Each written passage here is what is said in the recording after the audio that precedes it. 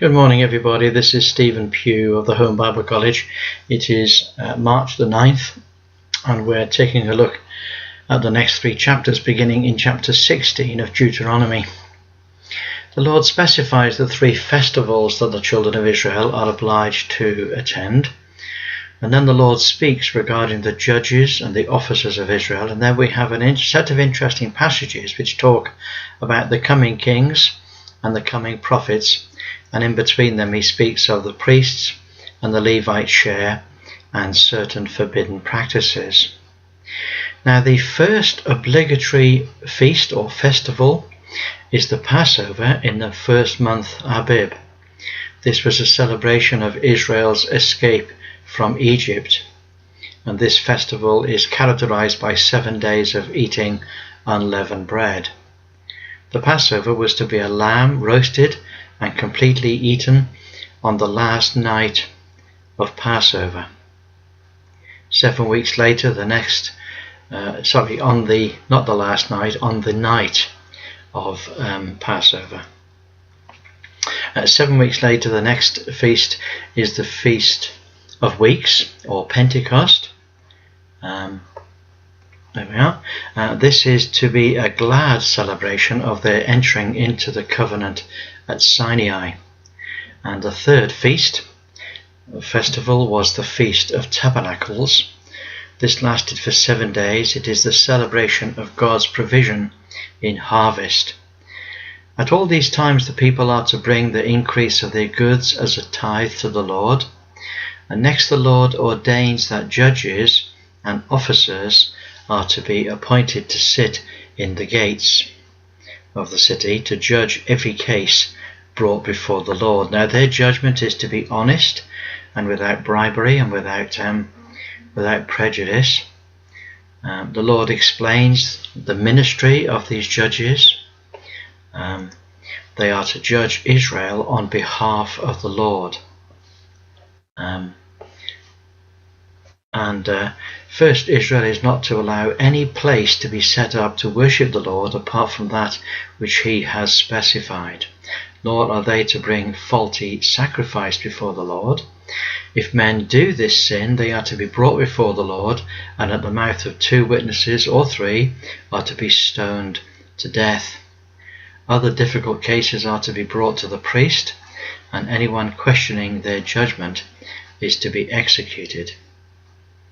In the next passage, the Lord gives a strong warning to Israel not to take a king to rule over them.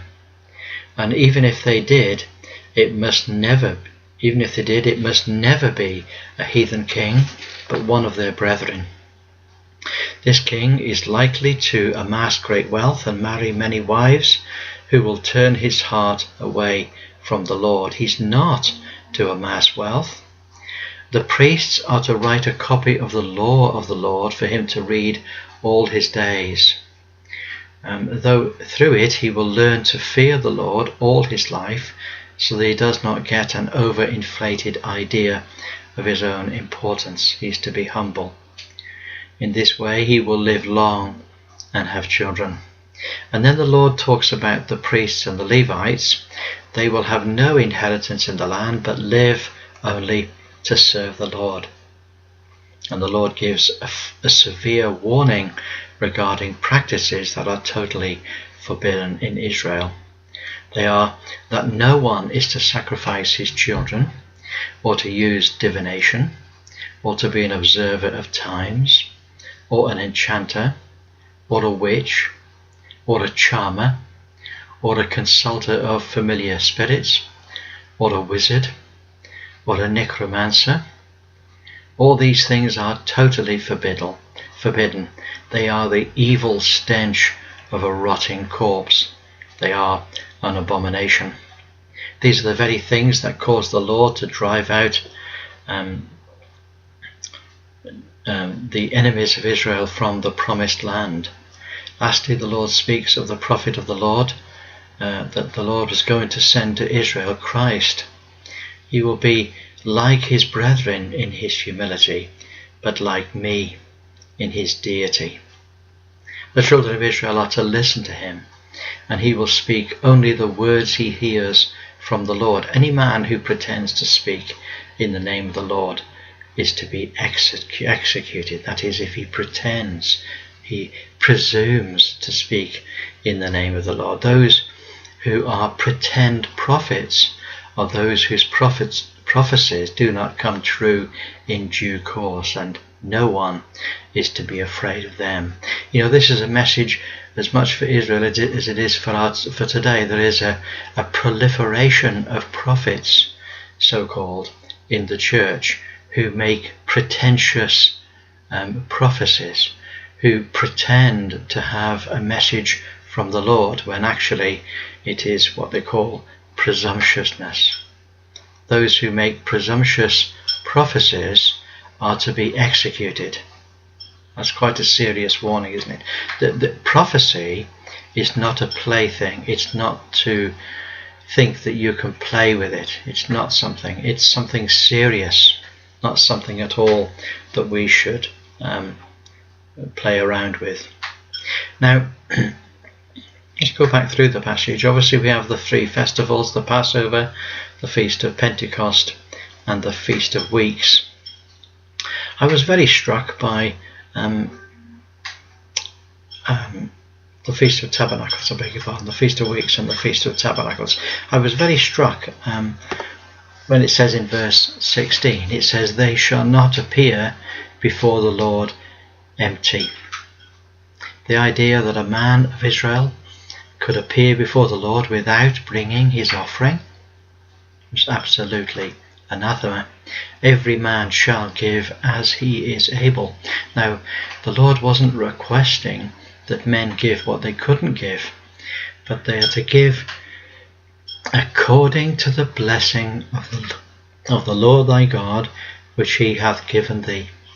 So every man in his own heart, with his own finance, works out for himself what he is able to give, and he gives that. Amazing. Then we have the appointment of judges, and we have illegal acts. Now, children of Israel are not to plant groves, that is, alternative places of worship. They're not to set up images, which is an alternative focus of devotion. And they're not to sacrifice unto the Lord animals that have blemish, because that also is an abomination to the Lord.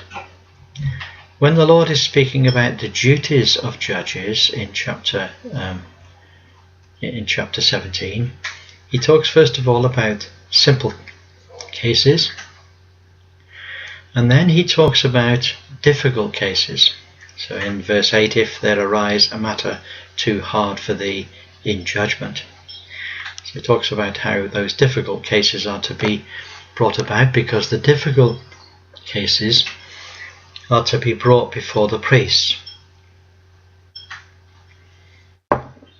And those difficult cases will be judged by them. And take a look at verse 12 and 13. "And the man who will do presumptuously and will not hearken unto the priest that standeth to minister there before the Lord thy God, or unto the judge, even that man shall die." So this was what you would call disrespect of the judgment of the priests.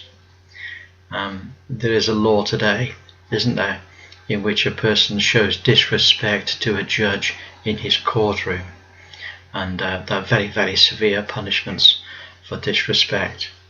We then have an interesting passage starting at verse 14, which I've called the office and service of the king. And the Lord explains here exactly how a king should behave himself, the things that he should not do, and the things that he should do. And what's very interesting there is, in verse 18, "And it shall be when he sitteth upon the throne of his kingdom, that the priest, that is, shall write him a copy of this law in a book out of that which is before the priests and the Levites, and it shall be with him, and he shall read therein all the days of his life, that he may learn to fear the Lord his God, to keep all the words of his law, and these statutes to do them." so that his heart be not lifted up above his brethren, and that he turn not aside from the commandment to the right hand or the left, to the end that he may prolong his days in his kingdom, he and his children, in the midst of Israel. Now that today is my password. I find it absolutely fascinating that the priests of Israel, the scribes, would produce a copy of the scriptures specifically for the king, so that he might read it, that he might meditate upon it every day of his life, to keep the words of the law and the statutes, to do them. I just find that an amazing thing. And then we have in chapter 18 the office and the service of the priest. And then lastly we have, beginning at verse 9, the office and the service of the prophet. And with the service of the prophet we have a number of passages again. From verse 9 down to verse 14 we have this false prophets of the heathens. Now they are not to be allowed to exercise their perversions in Israel. They were absolutely not allowed to be there at all, and anybody found to be a charmer, a consultant of spirits, a wizard and so on, were all to be executed. And then from verse 15, the Lord thy God will raise up unto thee a prophet from the midst of thee, of thy brethren, like unto me, unto him you shall hearken. Of course, this could easily be speaking of the Lord Jesus, because he was very much of his brethren, and yet the Lord raised him up. But I think that the passage is probably speaking a little bit more generally than that. The Lord describes his ministry. Then in verse 20, the Lord then describes the presumptuous prophets. So we've had the false prophets of the heathen, and we've had the true prophet of the Lord, and then we have the presumptuous prophet. Now the presumptuous prophet, he presumes to speak a word in my name, which I have not commanded him to speak, or that shall speak in the name of other gods, that prophet shall die. However, if a man says in his heart, how shall we know the word of the Lord, which the Lord hath not spoken? Well, the answer is very simple. When a prophet speaketh in the name of the Lord, if the thing follow not, nor come to pass, that is the thing which the Lord hath not spoken. The prophet that hath spoken it presumptuously, thou shalt not be afraid of him. So this is the very simple test of a prophet. And the test of a prophet is the simplest thing what one can imagine. When he speaks a word from the Lord, declaring something that will in the future take place, because that's prophetic ministry, then when that thing doesn't happen, then we will know that that was not a true prophecy, and the prophet is not to be feared. In fact, the prophet shall die. Now, there are lots of prophets that have been in the world, lots of false prophets making false prophecies. False prophets and false prophecies must end. And we must have, like children of Israel did, we must have a very firm hand against those who make false prophecies. I'll leave you with that thought. God bless you. It's great to speak to you, and I look forward to catching up with you again tomorrow. Bye for now.